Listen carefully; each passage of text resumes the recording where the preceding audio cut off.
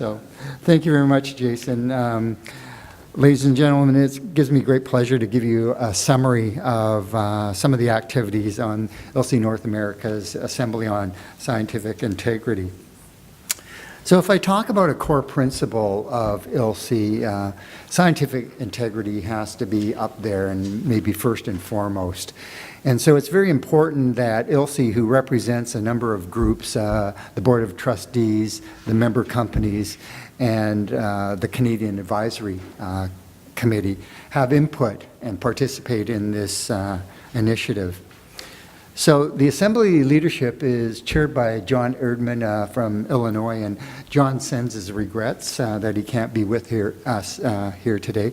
I'm fortunate to be his vice chair on this committee, and then we have 9 members that make up the steering committee. So if we talk about this project, it really has been a 10-year project in the making, and it really has consisted of a number of elements. The guiding principles for industry funding of research, funding sources and research quality, criteria for participation on scientific advisory panels, and principles for research and the public-private partnerships element. And what that has really done is, as a course of time, we've now shifted to scientific integrity, and the working group was formed in 2015.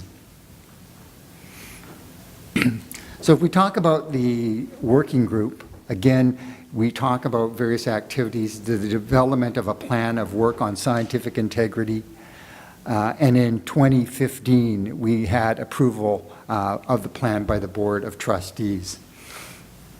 And then in 2017, at the beginning of this year, we had the formation of the Assembly of Scientific Integrity. So if we talk about the plan of work, there are a number of elements again: the resource guide, the creation and consortium and collaboration on sets of principles and best practices. And the consortium, and I'll show a slide of the members of the consortium, represents a variety of agencies and organizations, and we are fortunate that we have broad representation. And under the creation of the consortium, you'll see a dotted line around this box called manuscript. So the manuscript is in preparation right now.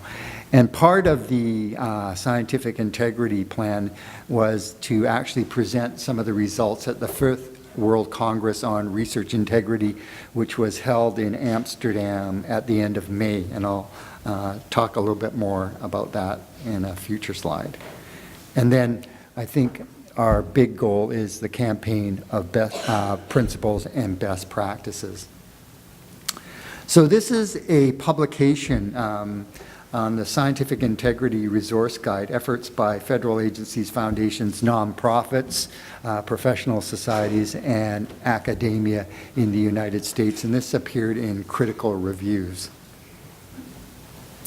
As a result, we're going to have an update to the resource guide, and the updates will appear twice a year on the ILSI North American website, and the first update was in May of this year.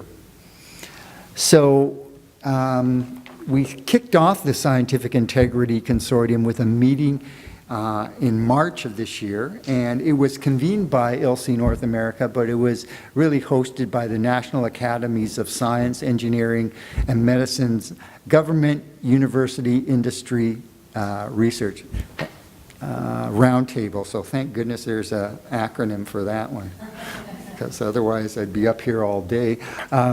Scientific Integrity Consortium, as I said, we were very, very fortunate to have broad representation from a number of agencies, organizations, and so I won't read the slide, but you'll see on the next slide it's a continuation of the consortium participants. It was a day where we had a lot of discussion and fulsome discussion, so thank you to all those who participated in that consortium meeting. As I said before, the results of some of the activities that we've been working on in this assembly was presented at the 5th World Congress on Research Integrity. And on the right-hand side, although it's probably hard to read, is the poster that was presented at that meeting. And I understand that poster will be in the meet and greet after this. So please, if you have a chance, please come by and take a look at it. So here's the scientific integrity plan of work. And again, you'll see there are a number of activities. Those things that are in the dotted boxes are works in progress. There's the consortium. Again, the assembly implementation plan of work on scientific integrity provides ideas for feedback from the consortium campaign. And then the Scientific Integrity Consortium is led by ILSI North America. I just want to make one distinction here between the consortium and the assembly. The assembly really is made up of the ILSI groups that I mentioned right at the beginning, and we're feeding input and contribution into the consortium.